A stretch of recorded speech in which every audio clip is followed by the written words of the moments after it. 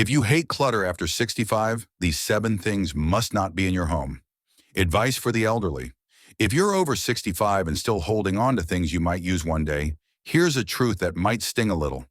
That day may never come, and your stuff might be stealing your peace.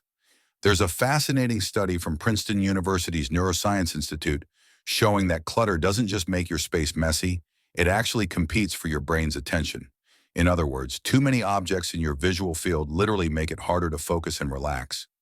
For seniors, this isn't just about tidiness. It's about protecting your mental health, mobility, and safety. At a certain age, the things you own start owning you. Every old appliance, dusty book, and unused chair becomes part of a silent background noise that clutters your thoughts. The goal after 65 isn't to live with less for minimalism's sake. It's to clear space for what really matters: peace, comfort, and safety. But here's the real issue. Many older adults feel emotionally attached to objects, souvenirs of a lifetime, gifts from loved ones, or just-in-case items. What starts as sentimental turns into suffocating piles of unused things, create tripping hazards, attract dust, and cause visual chaos that increases stress hormones like cortisol.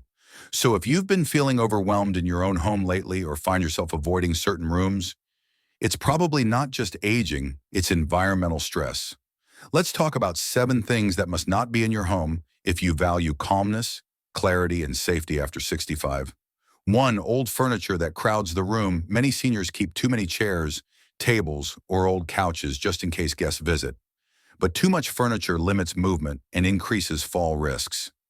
According to the CDC, 1 in 4 seniors falls every year, and most of those accidents happen at home. Keep only what's necessary and stable. If it wobbles, squeaks, or blocks a pathway, it's time to let it go. 2. Unused kitchen gadgets and duplicate utensils. How many can openers do you really need? Kitchen clutter is a silent stressor. Studies in personality and social psychology bulletins show that women who describe their homes as cluttered have higher levels of cortisol throughout the day. Clear your countertops. Keep only the tools you use weekly, not the fancy juicer you haven't touched since 1999. 3. Expired medications and toiletries. This is a major safety concern. Outdated pills and creams can lose potency or even cause harm. Plus, cluttered medicine cabinets make it harder to find what you need in emergencies.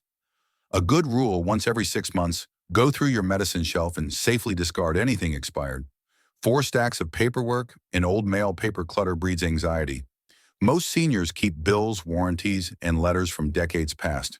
But here's the truth. 80% of what we file, we never look at again. Shred what's not essential and digitize the rest. A small fireproof box with vital documents is all you need. 5. Clothes that no longer fit or suit you. Wardrobes are emotional minefields. That jacket from the 80s or the dress you love but haven't worn in 10 years might hold memories, but they also hold dust. Keep clothes that make you feel good now.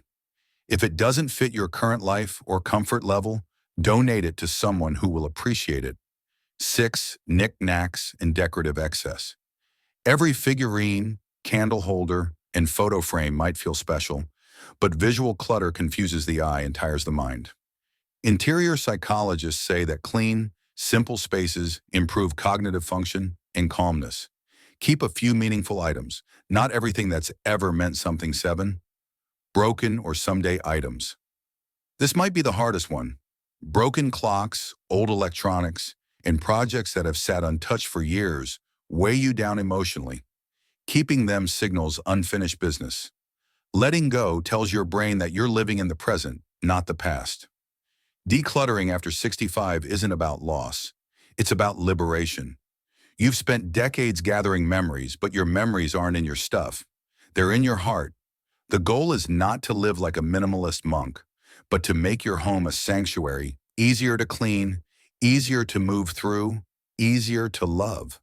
Imagine waking up tomorrow, stepping into your living room, and seeing only what you love and use.